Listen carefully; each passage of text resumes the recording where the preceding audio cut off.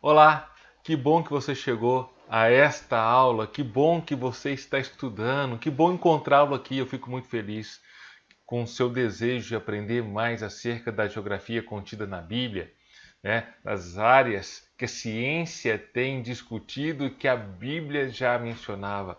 Olha, isso é muito interessante. A sua compreensão aumenta muito. Então, muito obrigado por continuar firme e, mais uma vez, traz aí o seu caderno, o seu bloco de notas, o seu notebook ou a sua é, é, bloco de notas no seu celular para que você possa fazer as anotações e não perder nada.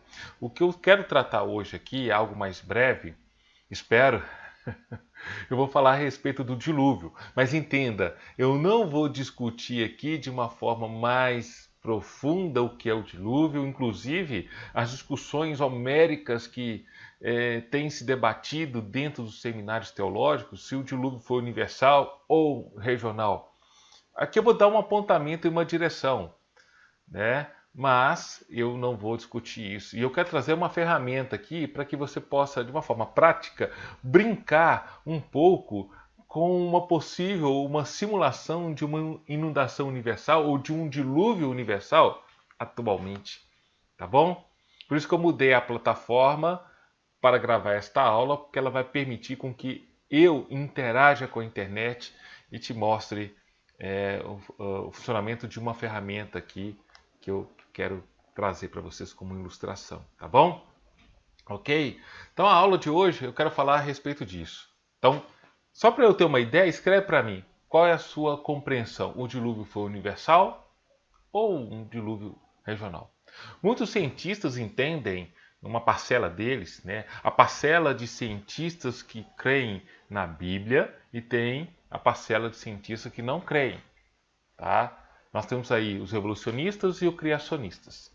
Parte dos cientistas, né, que a gente fala aí como seculares, eles entendem que houve um dilúvio sim, mas um dilúvio regional, né, não algo planetário. Dentro do criacionismo, nós temos também uma parte dos cientistas que creem no dilúvio regional. Alberto, e você? Eu estou na linha do dilúvio universal. A imagem até já mostra isso para vocês aí. Por quê? Porque eu creio na Bíblia.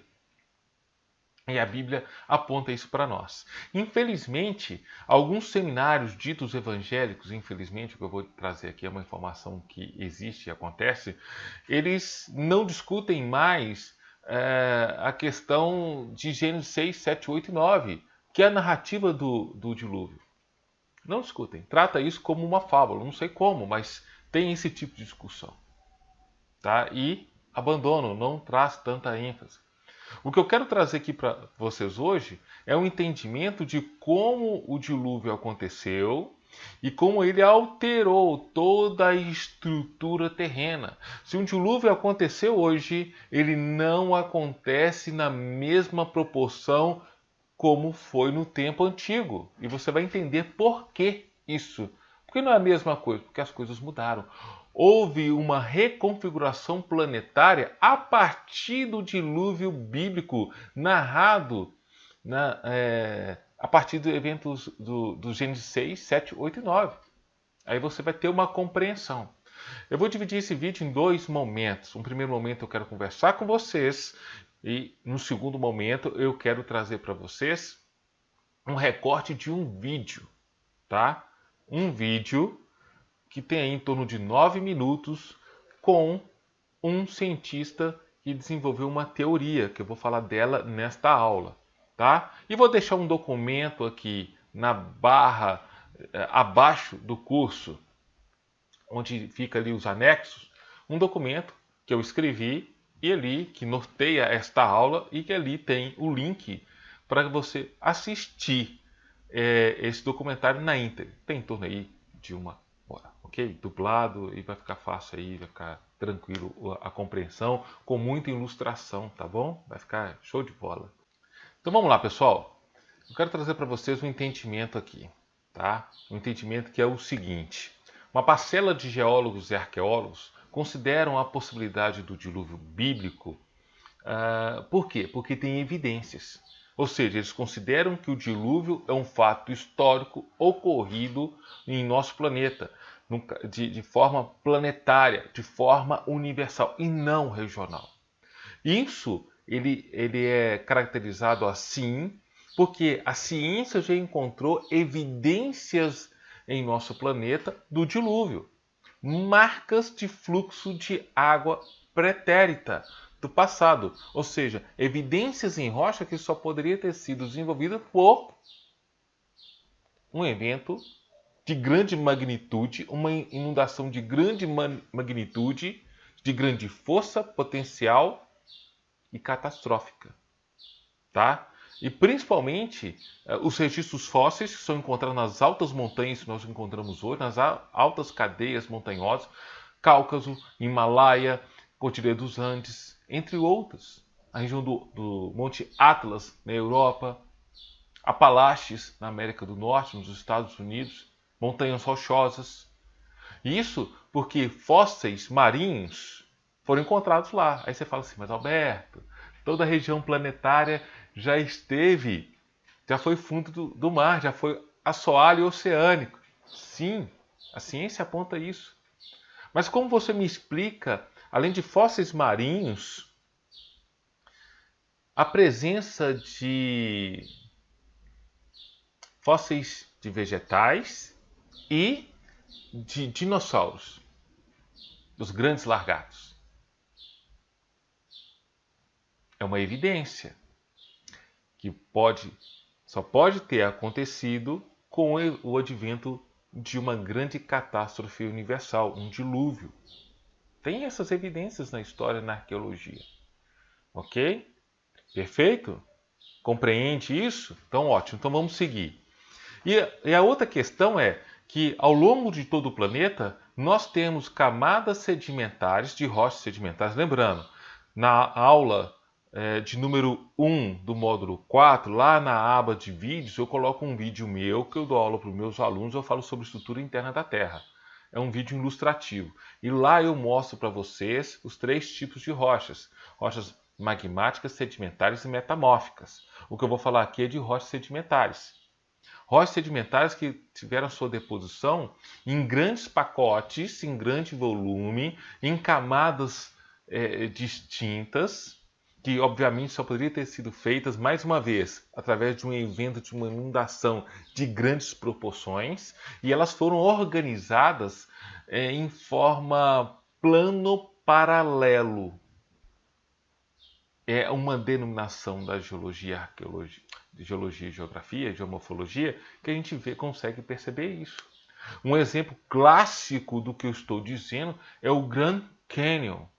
E o vídeo que eu vou colocar logo após a minha fala vai ilustrar muito bem isso para você, inclusive com as imagens.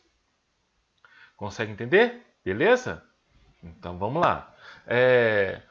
Ainda sobre essa questão de tanto os cientistas seculares, até como alguns seminários teológicos, não dá a ênfase, né, não discutir em sala de aula a questão, ou nos meios acadêmicos, do dilúvio, tratando como fábula, nós temos registros históricos em várias culturas ao longo da história da humanidade, encontrados em vários lugares deste mundo.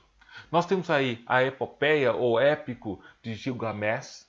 Nós temos também a questão de vários povos que estão presentes na Ásia, na região da Indonésia, na região da China, da Índia, do Oriente Médio, da África, da Austrália, das Américas, inclusive aqui na América do Sul, no Brasil, de um relato de uma grande inundação, de um dilúvio. Né? Vamos destacar os índios americanos, os persas lá no Oriente Médio, que hoje é o Irã, os caldeus, os egípcios, os gregos e vários outros. São cerca de 88 narrativas. Se você for olhar, são mais de 200 narrativas que nós temos aí. Mais. Ok? Então vamos lá. O que eu quero apresentar para vocês é a ideia de um site que foi apresentado. Esse site ele tem aqui deixa eu interagir com ele aqui. Ele tem aqui uma aba. Deixa eu mostrar para você. Ele atualizou. Eu estava brincando com ele. Vai mostrar para nós, tira essa propaganda daqui, e vai mostrar para nós o nosso planeta. E neste site eu posso fazer uma simulação planetária de uma inundação. Mas antes que você me questione, deixa eu trazer uma informação para você. É um site para uma simulação, ok? A simulação que for desenvolvida aqui de forma prática não representa a realidade em nosso tempo, porque vários elementos são considerados.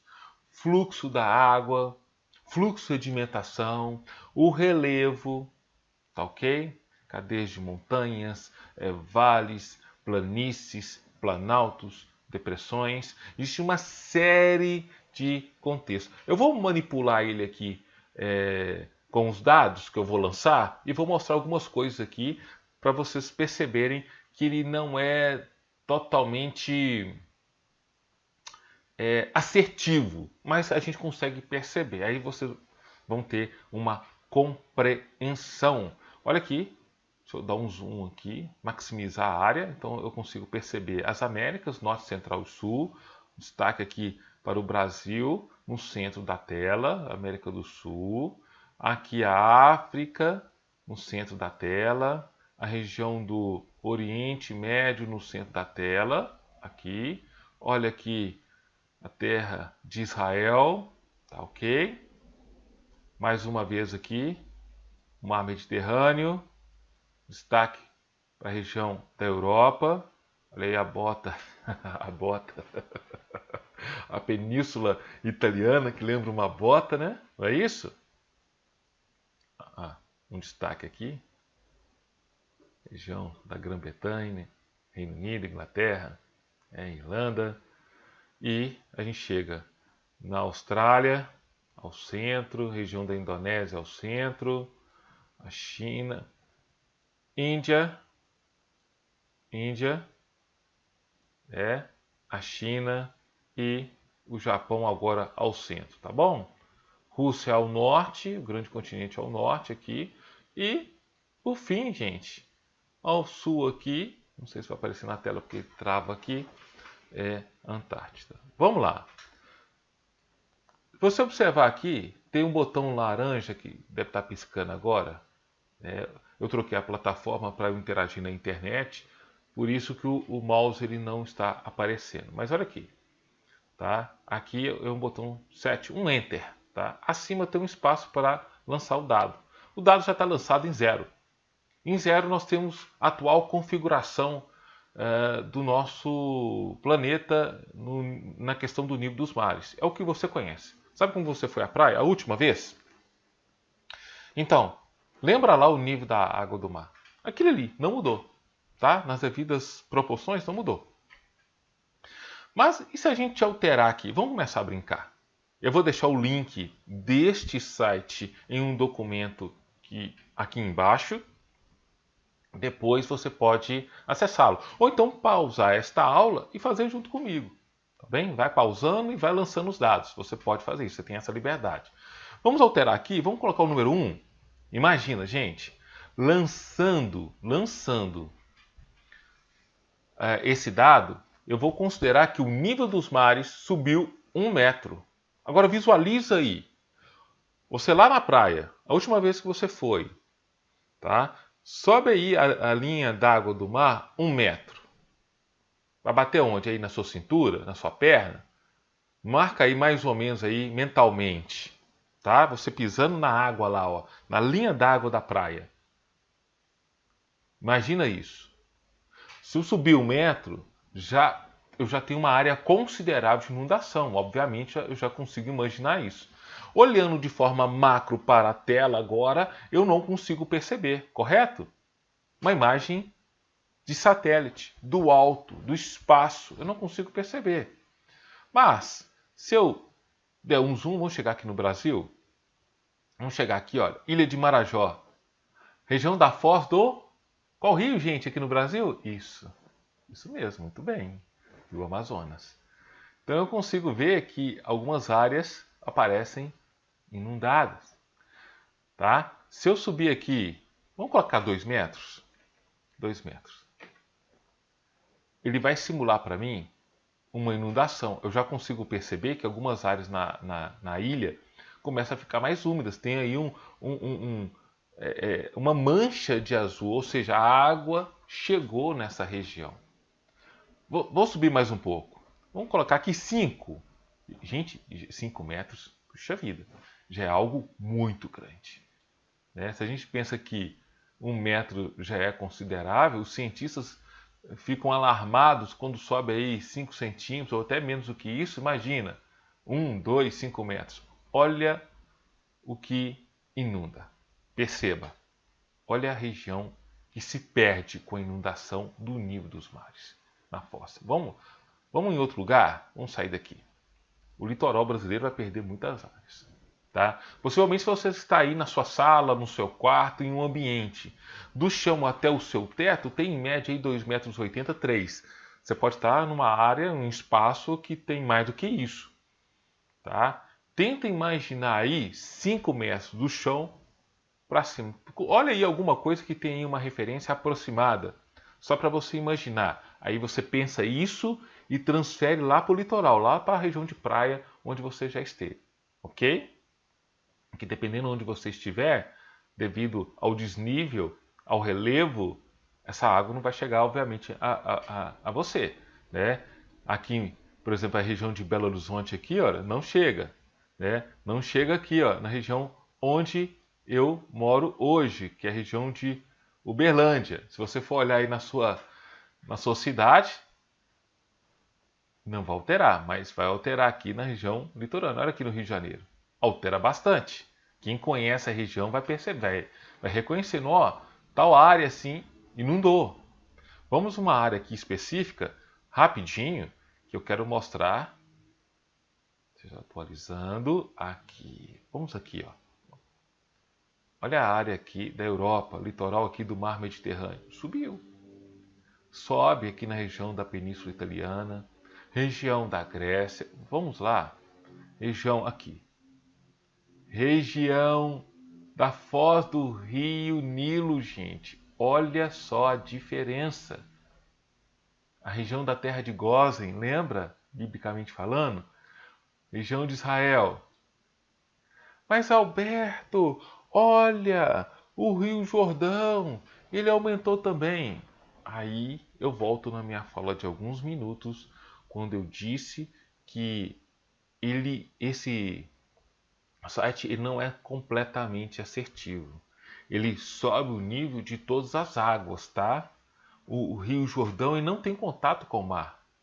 Por isso que eu trouxe você aqui para você visualizar isso, tá? Existem alguns erros nesse site e que a gente pode apontar um desses. Você conhece o Rio Jordão, já falei isso em outros momentos. Nós temos uma aula específica para falar sobre hidrografia de Israel. Não sei se você já chegou ou então você ainda vai ter acesso a esta aula. É uma das hidrografias mais pobres do planeta e esse rio não tem contato com o oceano. A sua foz é no Mar Morto.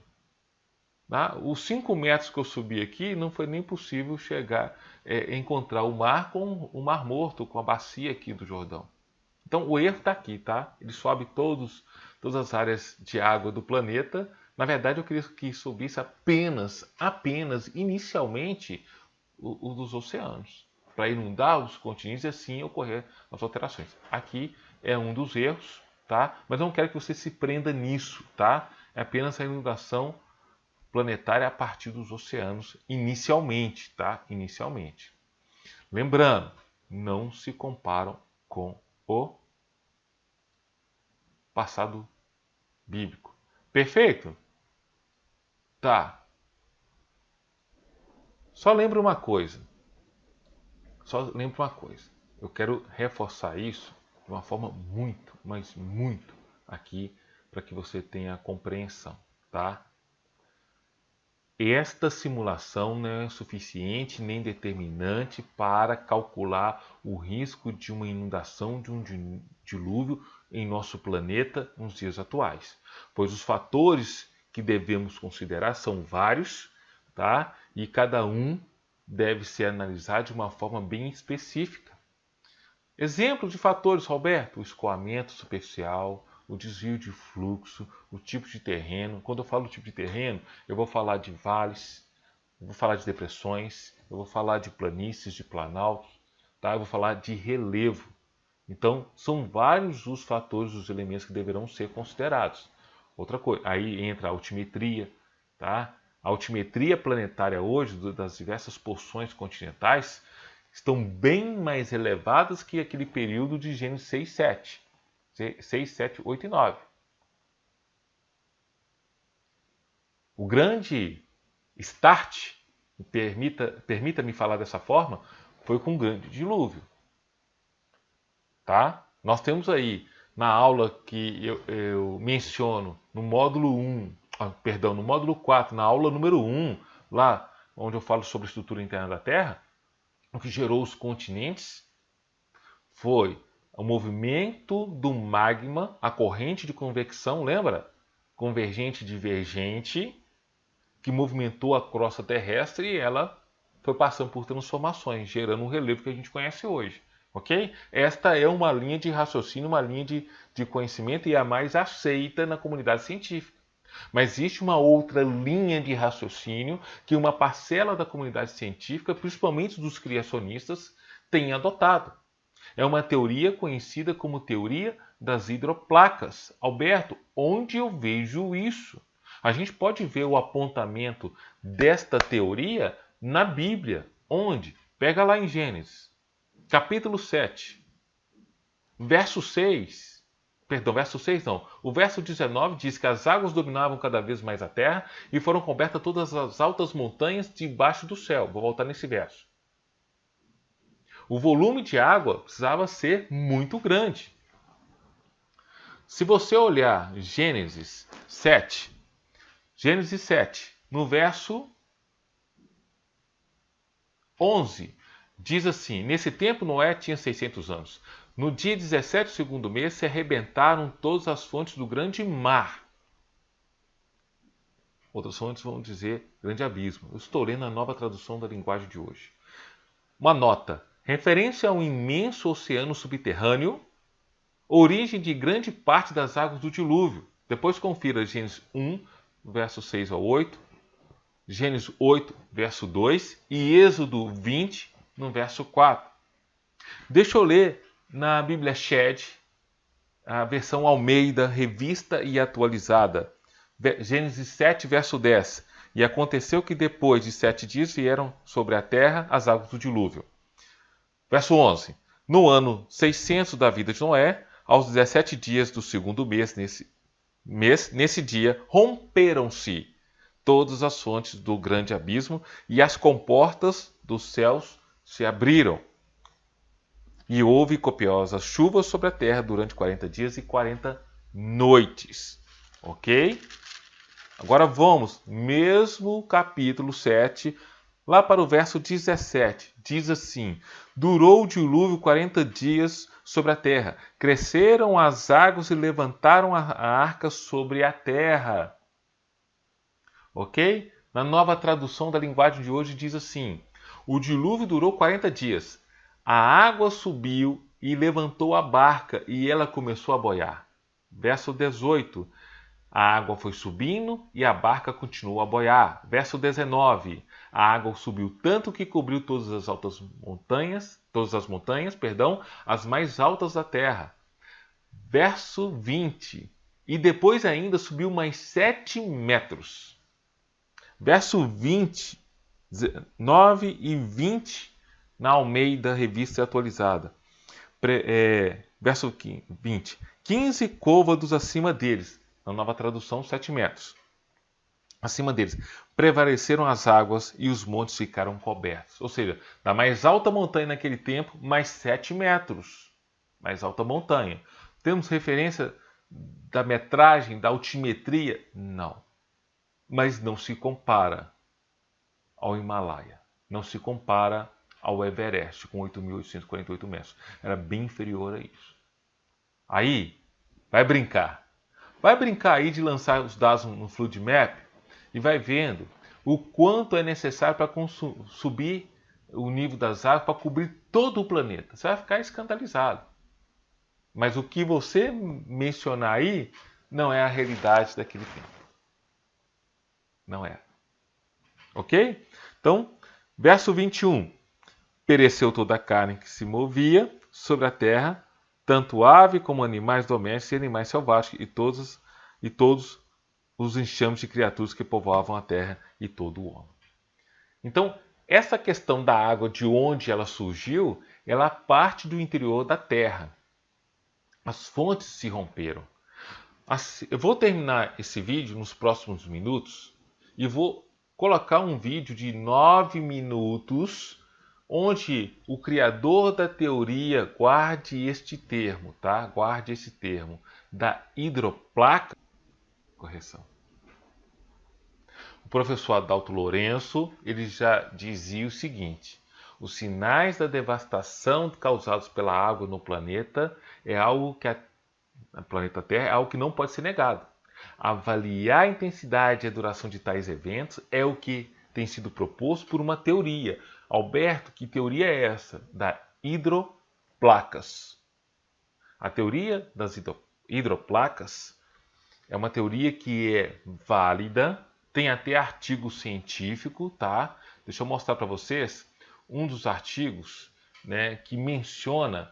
Você vai encontrar também aqui na aba de artigos um artigo que eu gerei um PDF dele a partir do site da revista Science, uma revista de renome, onde são publicados ali artigos científicos que já foram revisados. E tem um artigo científico que vai tratar ali a respeito da desidratação das rochas do manto pelo grande volume de água que ainda existe no interior da Terra.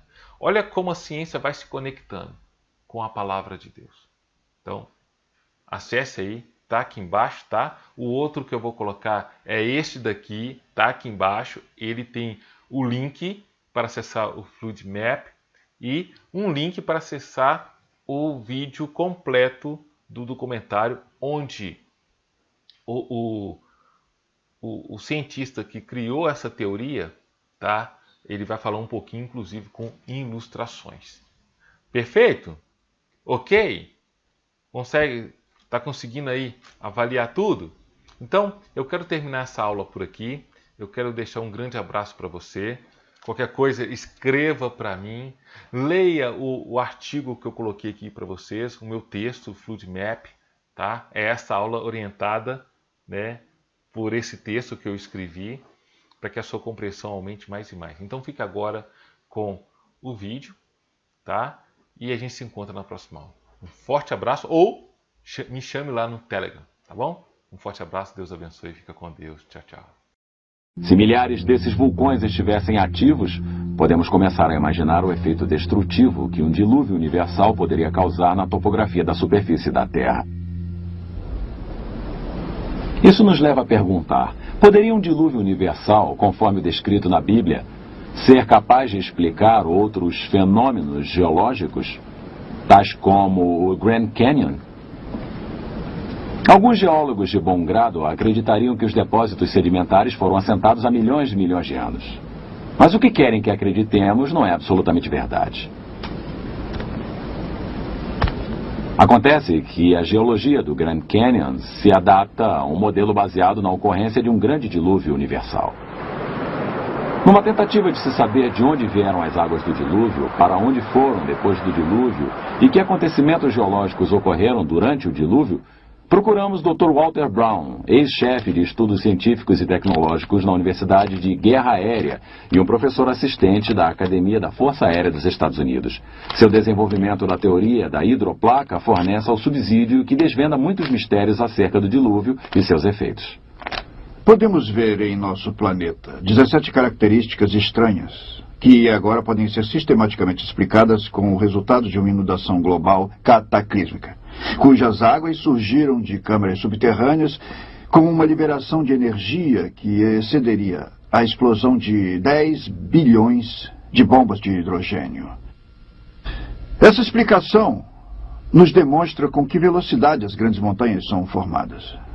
Ela explica os depósitos de carvão e de petróleo, o rápido afastamento continental, porque os soalhos marinhos possuem valas e centenas de desfiladeiros e vulcões. Ela explica a formação da camada estratificada e os registros de fósseis, as chamadas eras glaciais e os principais desfiladeiros em terra, principalmente o Grand Canyon. A era pré-diluviana provavelmente era constituída de um enorme supercontinente contendo uma vegetação viçosa, mares, rios e pequenas montanhas. De acordo com a teoria da hidroplaca, a era pré-diluviana possuía uma grande quantidade de água subterrânea, mais ou menos a metade da que hoje em dia temos em nossos oceanos. Esta água ficava em câmaras interligadas, formando uma fina casca respiradora, mais ou menos uns 800 metros de largura, talvez uns 16 quilômetros abaixo da superfície da Terra. O aumento da pressão na câmara de água subterrânea expandiu a crosta acima. É uma pressão exuberante, que é quando a pressão interna aumenta. A falha na crosta começou com uma rachadura microscópica que cresceu em ambas as direções, quase a 5 quilômetros por segundo. A rachadura, seguindo o caminho da menor resistência, circulou o globo em mais ou menos 2 horas. Enquanto a rachadura corria pelo globo, a crosta acima se abriu com um rasgão num tecido extremamente esticado. A água subterrânea sofria uma enorme pressão por causa do peso de 16 quilômetros de rochas pressionando sobre ela. Então a água explodiu violentamente para fora da ruptura. Os cálculos demonstram que, ao longo dessa rachadura que circundava o globo, fontes de água saíam em jatos supersônicos a mais de 30 quilômetros para a atmosfera. O borrifo dessas enormes fontes ocasionou chuvas torrenciais como a Terra jamais havia sofrido, tanto anterior como posteriormente. A Bíblia afirma que todas as fontes das grandes profundezas surgiram num só dia. E ela descreve tais acontecimentos há cerca de 4.500 anos atrás, o que agora podemos reunir cientificamente numa ordem de causa e efeito com a teoria da hidroplaca. As fontes das profundezas e a expansão do vapor produziram ventos violentos.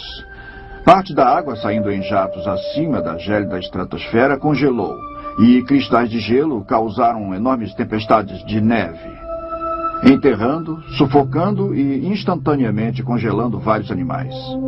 As fontes de alta pressão causaram erosão na rocha em ambos os lados da fenda, e até mesmo através dos conteúdos lamacentos de muitos mares no período pré-diluviano, enormes volumes de sedimentos se espalharam através dessa água lamacenta por toda a Terra. Os sedimentos foram ficando retidos, enterrando plantas e animais, formando os registros de fósseis. A vegetação levada pela inundação seguiu para regiões onde se acumulou e se decompôs em carvão e em petróleo através de processos que podemos repetir hoje em laboratório. Experiências demonstram que, à medida que a erosão alargava a fenda, sua largura se tornou tão grande que as rochas, pressionadas embaixo da câmara subterrânea, se ergueram, dando origem à cordilheira oceânica que se estende ao longo da Terra como a costura de uma bola de beisebol. As placas continentais, as hidroplacas, ainda com água lubrificante abaixo delas, escorregaram para baixo, afastando-se da cordilheira atlântica que surgia. Depois que as maciças placas continentais lentamente desaceleradas atingiam velocidade de cerca de 60 km por hora. Chegaram até locais de resistência, se comprimiram e se enrugaram, e se tornaram mais espessas e se curvaram. As partes das hidroplacas que se curvaram para cima formaram montes, as que se curvaram para baixo formaram valas oceânicas. E é por isso que essas características são geralmente paralelas às cordilheiras oceânicas de onde deslizaram. As hidroplacas, ao deslizarem, afastando-se das cordilheiras oceânicas, abriram profundas bacias oceânicas, para onde as águas inundadas se represaram. Toda a bacia continental reteve naturalmente a água, formando vários lagos. Cada lago, formado por chuvas ou por águas drenadas de elevações maiores, derramou sobre sua margem na parte mais baixa de sua margem, ocasionando a erosão de um pequeno entalhe na margem, permitindo que mais água fluísse pelo entalhe com maior rapidez. fazendo os depósitos sedimentares ficarem mais profundos. Esse processo acelerou e fez com que toda a água do lago fosse jogada num deslizamento muito profundo, formando um desfiladeiro. O maior deles foi o Grand Canyon. A nordeste do Grand Canyon havia um enorme lago que eu identifiquei pelo nome de Grand Lake. Seu despejo liberou mais água do que todos os 5 grandes lagos reunidos. O Grand Lake derramou sobre a sua margem, causando erosão em sua represa, 30 quilômetros a sul de Page, Arizona, catastroficamente formando o Grand Canyon num período de poucas semanas. O assentamento acelerado de depósitos de inundação através da ação da maré significa que houve pouco tempo para que a erosão ocorresse entre camadas sucessivas. Na escala de tempo longo, defendida pela teoria evolutiva, deveria haver considerável evidência encontrada relativamente à erosão e ao preenchimento através de formações geológicas sucessivas durante os eventos atmosféricos ocorridos ao longo de milhões de anos. As camadas geológicas do Grand Canyon são notáveis por demonstrar pouca ou nenhuma evidência de erosão entre as diferentes camadas. Ao invés disso, vemos formação de camadas do tipo panqueca, o que é bastante consistente com o rápido depósito vislumbrado pelo modelo do dilúvio. A erosão não ocorreu até que todas as camadas houvessem sido depositadas. Mas com que velocidade poderia o próprio desfiladeiro ter sofrido uma erosão? Assentamentos recentemente depositados mostram que ainda não endureceram totalmente a rocha, o que permite supor que a erosão do desfiladeiro possa ter ocorrido de maneira bem mais fácil do que se tivesse endurecido a rocha, como a teoria evolutiva presumiu. No entanto, sob as condições certas, a água pode abrir seu caminho através das rochas mais duras, tais como os granitos no fundo do Grand Canyon. Tais condições envolvem a cavitação. Cavitação é o processo de pulverização da rocha associado com fluxo de águas maior do que 30 metros por segundo. À medida que a água flui através das formações irregulares até o canal do leito rochoso, bolhas de vácuo são produzidas, provocando golpes na superfície do leito rochoso, literalmente convertendo as rochas em pó. Um exemplo moderno da rápida erosão do leito rochoso através da cavitação nos vem da represa Glen Canyon, no Rio Colorado, pouco acima do Grand Canyon. O excesso de neve vindo da alta região da parte superior da bacia do Colorado no final da primavera de 1983 ocasionou um vazamento excessivo que despejou águas no lago Powell, a velocidade de até 50 mil metros cúbicos por segundo. Esse despejo acelerado ameaçou inundar a represa Glen Canyon. Para controlar esse acúmulo de despejo de água, a hidroelétrica funcionou a toda capacidade, liberando 9 mil metros cúbicos de água por segundo através de suas turbinas. E então os escoadouros foram abertos para liberar mais 5 mil metros cúbicos por segundo. Isso ainda não foi o suficiente. A situação de emergência exigiu que os engenheiros arriscassem os danos causados pela utilização do túnel de escoamento e, em 15 de junho, o túnel de escoamento de 13 mil metros de diâmetro foi aberto para fazer escoar mais 4 mil metros cúbicos de água por segundo, o que foi então elevado para 6 mil metros cúbicos por segundo. Então, no dia 28 de junho, o fluxo foi aumentado para 10 mil metros cúbicos por segundo.